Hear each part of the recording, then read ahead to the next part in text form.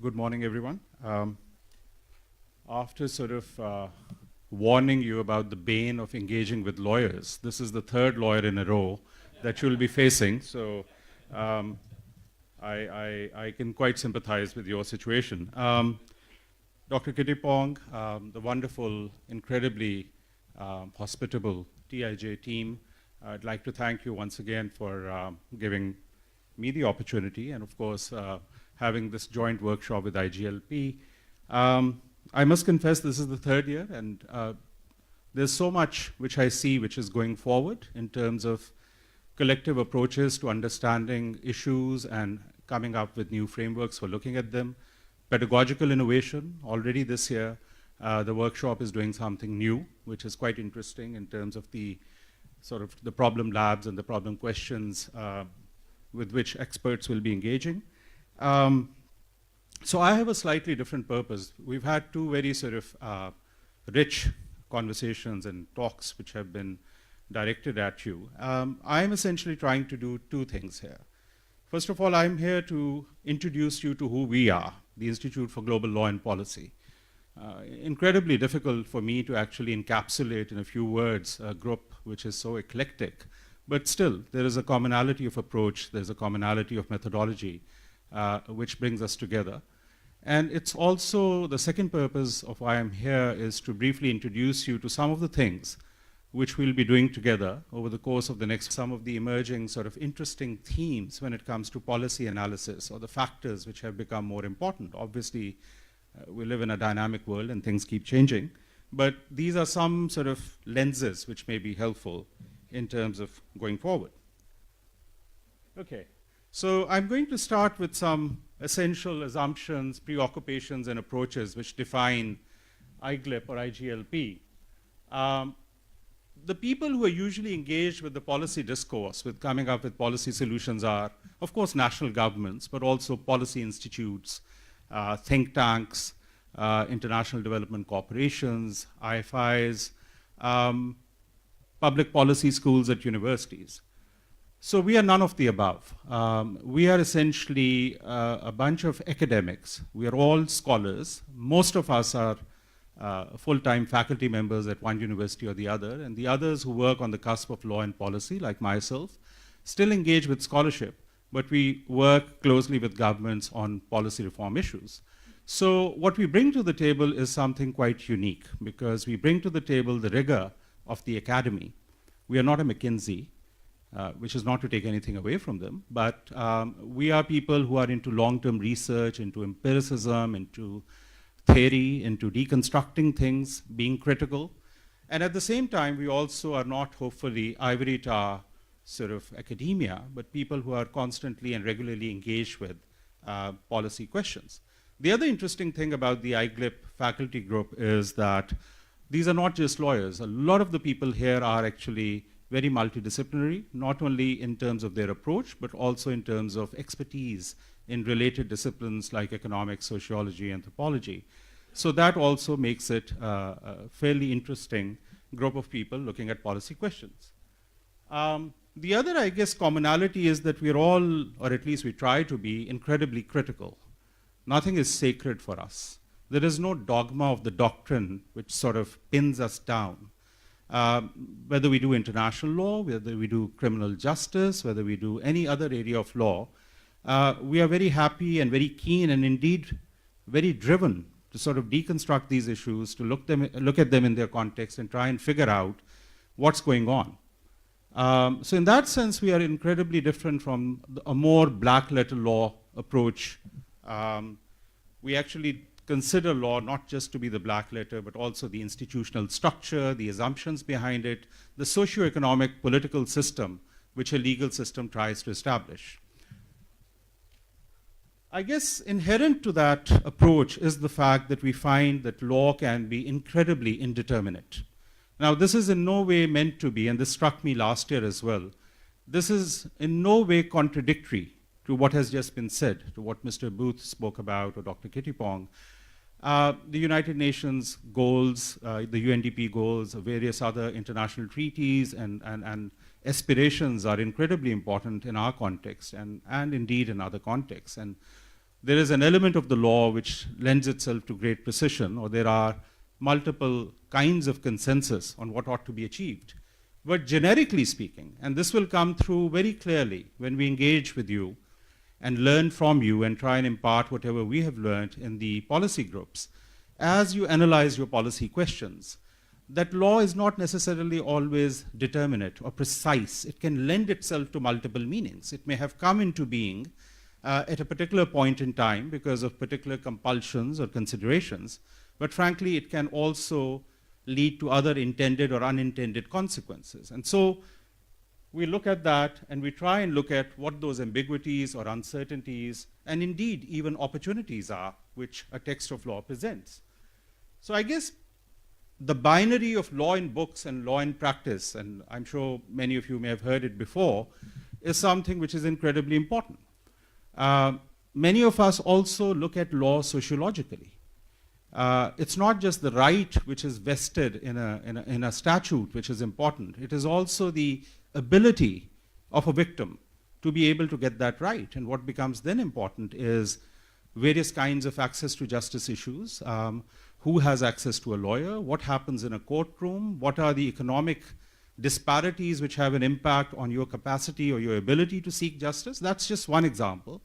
But you will find, if you do work in the field, and not just textual analysis of judgments and statutes, which we don't do.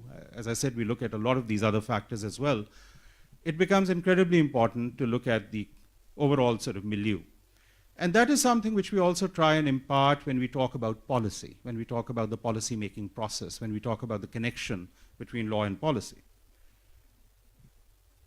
I think it's also important, there's a lot of valorization of the law, and where I come from, which is in Pakistan, there's this post-colonial language which is used as well, the majesty of the law. Now, I have deep and remarkable respect for the law, but I think it's also important to recognize where law becomes an instrument of coercion.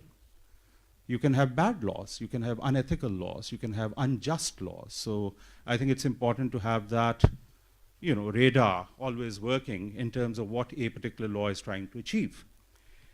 And so the ethics of policy making and lawmaking are also quite important.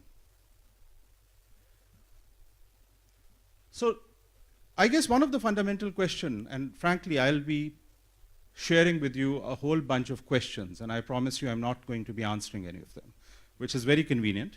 But I think since the entire purpose of this exercise, which we are going to do together, is also to ask better questions, I think it's important to introduce you to the menu of ideas and queries which we should be thinking about over the next 4 to 5 days.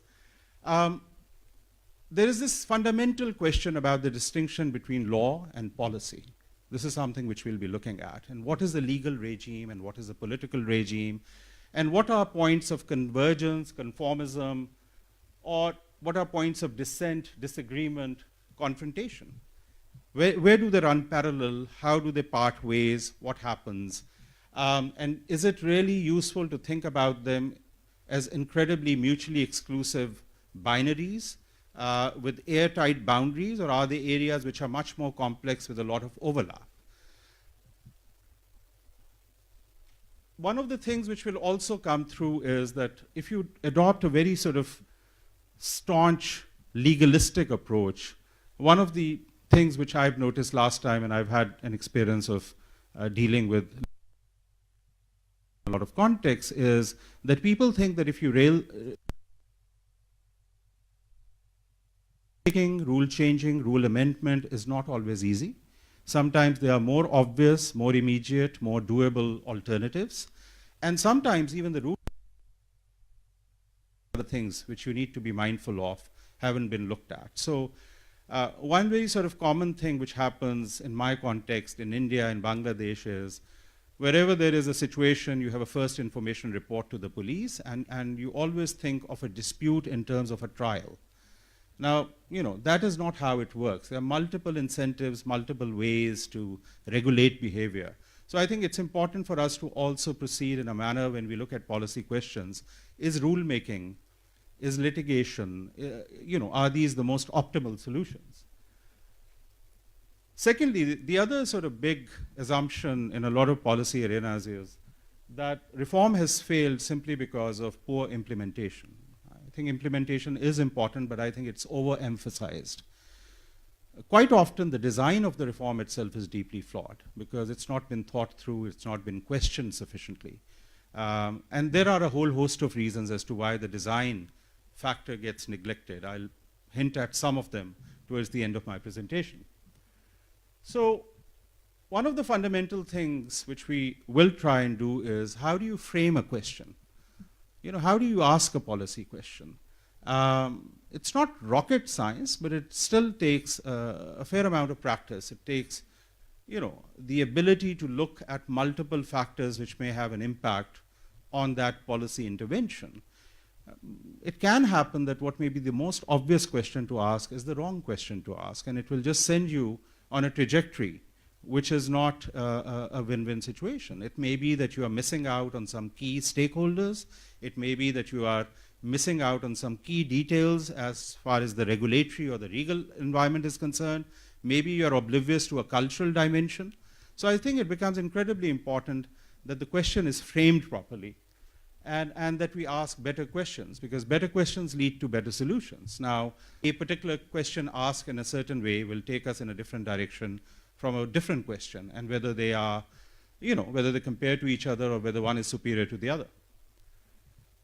So that requires, and that is what we do, a multi-lens, a multi-level analytical approach. As I said at the very start, ours is not a very sort of limited, formalistic, legal approach. We try and look at things from multiple lenses, from the lens of culture, sociology, regulation, and that sort of hopefully then takes us to a more sort of multi-level approach. And that's where the multiple disciplines in which various members of the faculty have a background in comes to the rescue.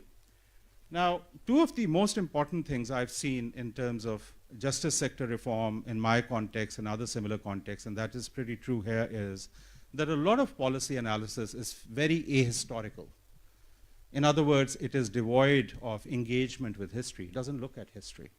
Whereas, you know, oftentimes it's incredibly important to look at history if you're not going to repeat the same mistakes. Now, those sound like fairly, you know, standard words, but, you know, one can quote multiple examples where that has been the issue. And the other big issue is the decontextualization of the policy discourse. And I'll talk a bit more about that, but I think context really matters. You have to look at the context, and you have to tailor your solution accordingly. You can't have a standard solution for every single context. So the task over the next 5 days is that we are going to introduce and embrace, for the purpose of this entire exercise, certain frameworks which we will bring to the table. And on the other hand, I've had the privilege this year, but in the last couple of years, it's an incredibly rich and challenging and provocative set of pieces which you bring to the table, which are not only interesting because they have an individual mark on them of your own particular perception of a policy question, but also because they very well encapsulate the kind of standard and fairly troubling policy questions which are confronted by a lot of people. So I think we have a very good spectrum, and it should be incredibly exciting. Okay, so the idea here is that, as I said earlier, that we need to demystify things. You know, there are certain standard notions about law and policy, and so one of the things which we'll be trying to do, as I said earlier, is to make a distinction between law, policy, politics. How do they overlap? How do they add or subtract from each other? There is also this notion that politics is dirty.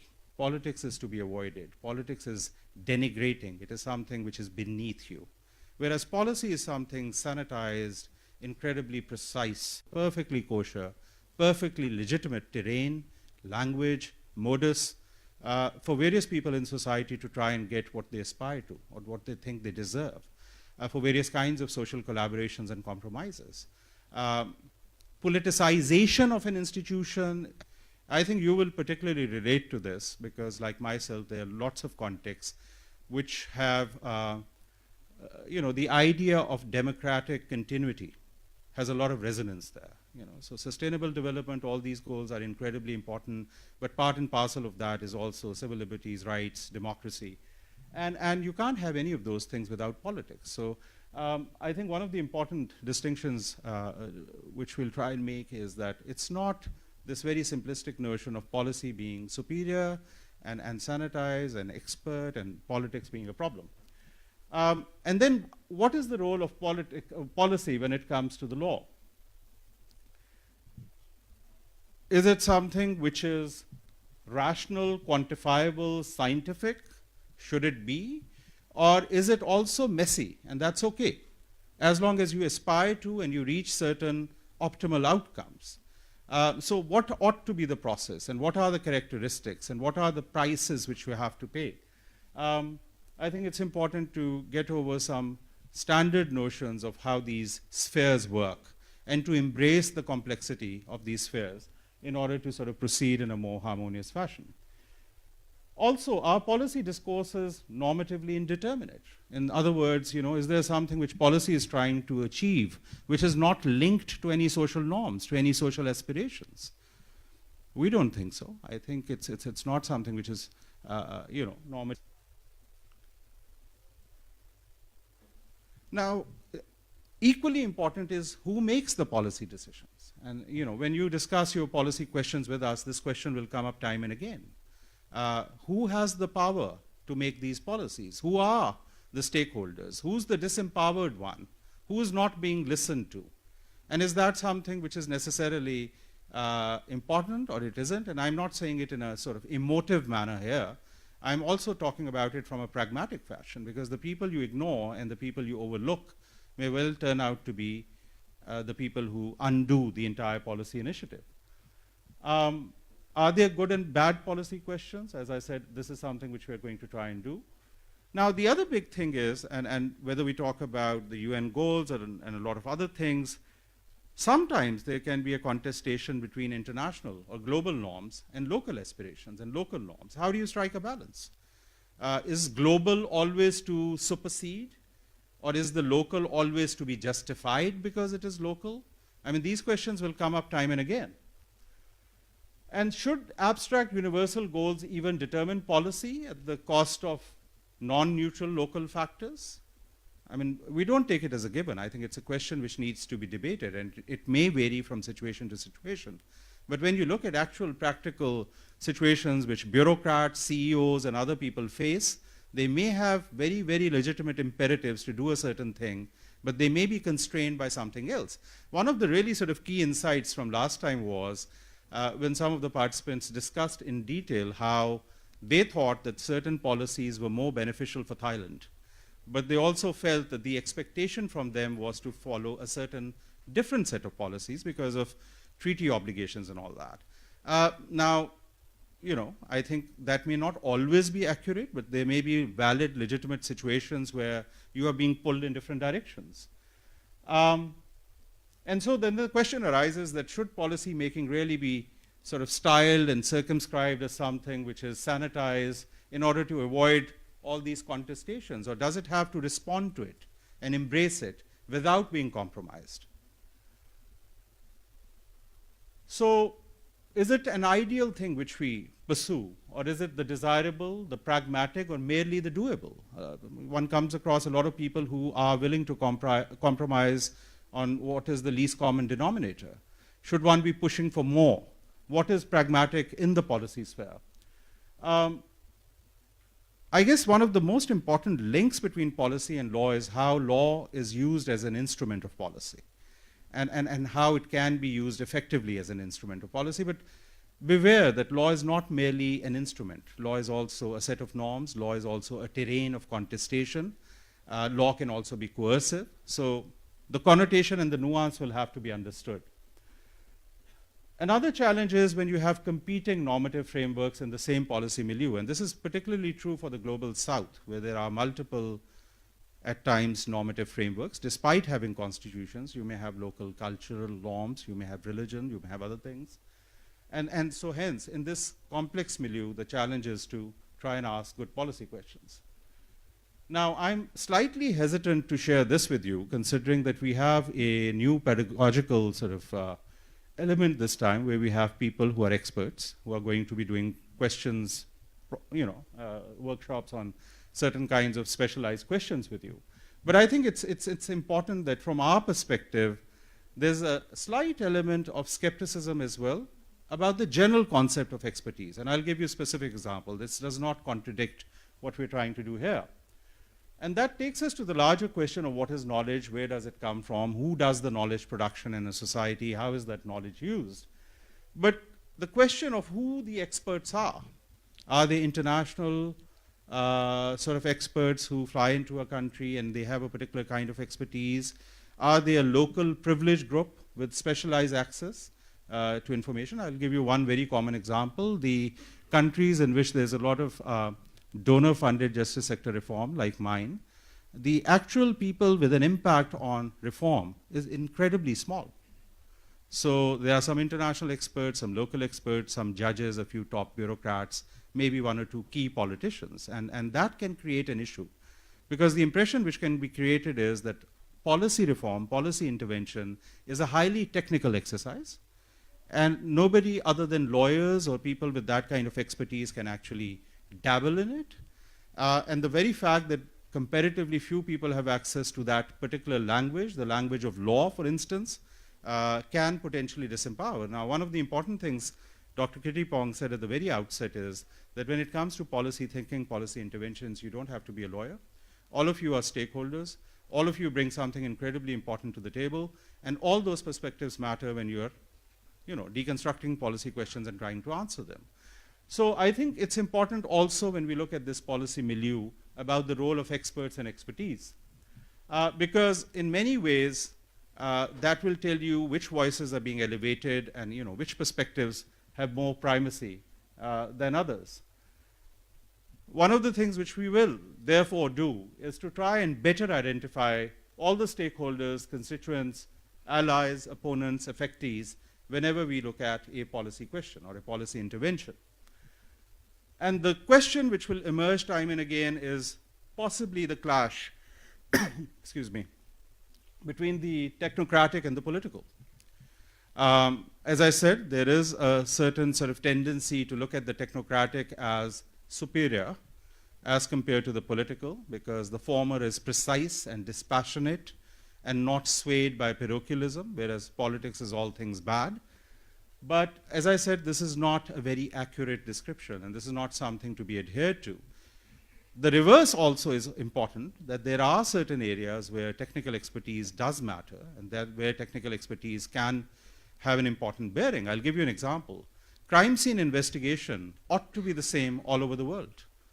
I mean, how you lift fingerprints should not be different in Tajikistan and Denmark, right? So there are areas of intervention where there is really no excuse about local constituents or local issues and things like that. On the other hand, how you resolve a dispute, how much leeway does a criminal justice system, for example, give to reaching a compromise between private parties, is a much more complex phenomenon. Because local norms, local approaches, local ways of resolving disputes is incredibly subjective at times. And much as you try and adhere to certain international norms, you see those variations. I guess also the ultimate goal is important. What are you trying to do through that policy? Is the aim an institution, institutional preservation, citizens as an abstract concept, a discrete group of citizens, the nation state, a particular ideology or economic system? So I think it becomes incredibly important to circumscribe your policy vision by thinking about what exactly are you trying to do.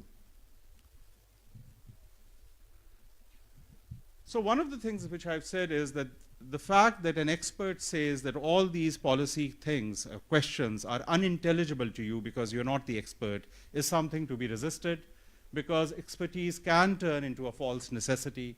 It doesn't always turn into a false necessity, but it can.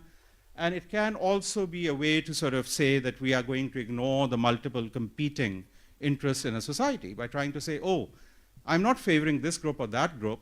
This is my expert opinion about the optimal solution. I mean, it's not like, even when you build a dam, which is a fairly technical thing, it has complex ramifications for the local ecology, for the local population, and there are multiple other examples. So I think we have to be wary whether it's being used as a cunning justification for a particular policy from amongst many possibilities. I mean, one of David Kennedy's really important insight in the context of international law is how law and the legal language has become very prominent in all these discourses over the years, and how at times it may be used to disguise the really important but seemingly irreconcilable economic and political contestations. And that's also very true in the domestic context. Now, two other things which I think permeate the thinking of a lot of people associated with IGLP is that laws in many ways are not sacred. They are background rules which in many ways determine how business or ordinary life or crime management takes place in a society. So think about it. I mean, it's a particular kind of a political and economic compromise which leads to a legal regime. You can have a very different contract law, and that could be legitimate. You can have a very different inheritance law. It's about how do you place responsibilities and liabilities and access to assets in a particular society. So once you have that notion, you start looking beyond the law and beyond the policy at what exactly those underlying economic and political frameworks are, because ultimately a policy is advocating those frameworks and a law is preserving them. And the other important thing is that we can never assume that in any given system, everybody is playing on a level playing field. You may have a wonderful charter of rights, you may have a wonderful constitutional framework, but the fact that who has access to actualize those rights is going to depend on multiple factors, on gender, on education, on whether you're an urban or local dweller. I've done a fair amount of empirical work looking at litigants who come to the lowest courts in South Asia. And the quantum of difference in terms of their empowerment because of a lot of non-law factors is really palpable. So that point I've already made. And as I said, that expertise should not obfuscate the fact that there may be some very genuine controversies in society, and your policy intervention is actually meant to tackle those. Obviously, and this must be very familiar to you, when you do policy thinking and policy interventions, at times fairly parochial, selfish, self-centered kind of imperatives like turf management or strategic or political interests of various groups come in. So I think it's very important to look beyond the obvious. Even the obvious objection being made to a particular policy intervention may not necessarily readily reveal what the underlying imperatives are. So that's why the demystification, the clearance of the debris, trying to focus on what's actually happening becomes incredibly important. And because of a lot of these reasons, expert discourses can become open to manipulation. So I guess the upshot here really is that expertise matters, and especially as we get into a specialized age, there are knowledge production systems and people who are incredibly important. But at the same time, let it not become the hegemony of the experts. The policy discourse is ultimately about people, and all of you can bring in a perspective which is incredibly important. So I guess the idea here is to show whether policy making has any linkages with previous eras of hegemony, or is it something which is much more global in the sense that people have a lot more say.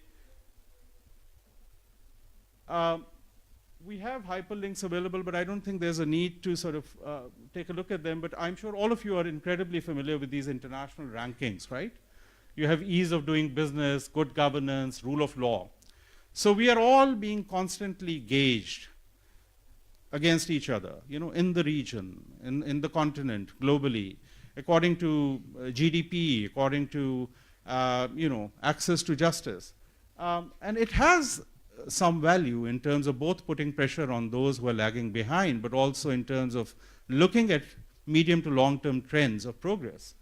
But I guess the question still arises that does this, I'm not saying it necessarily does, but I'm saying the question arises that does this sort of impede in any way the capacity of a particular jurisdiction to choose the priorities it wants to choose?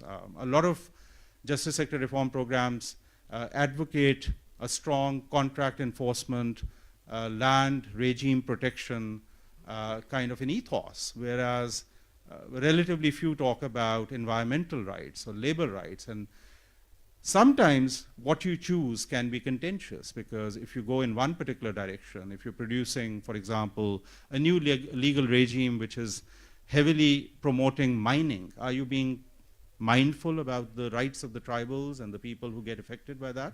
So all those things ultimately are political and economic, but does any of this actually push you in a certain direction?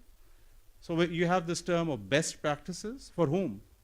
For the country which is actually gaining? Yes, at times, but maybe not at times. Also, there's a tendency, if you look at policy interventions, to avoid deep, tough structural reforms. They take a lot more effort. They're very difficult to report on and monitor. There are too many political problems. And so I'm personally quite tired of this term, low-hanging fruit. Every time I get engaged in a new project, people are looking for the low-hanging fruit. And I tell them that the low-hanging fruit has long been consumed. The tree is denuded. There's nothing left. So let's just try and do something different. The other thing is also that, how much attention span, how much perseverance there is in terms of embedding policy reforms. Sometimes it's not just about the policy intervention, it's about hand-holding. It's about guiding a particular institution through fairly difficult terrain. And oftentimes, after the initial sort of announcement of a rule or the notification of a rule, not enough effort goes into embedding reform, because reform has as much to do with structure and language and rules as it also has to do with culture of an institution, right? And those things don't change over time.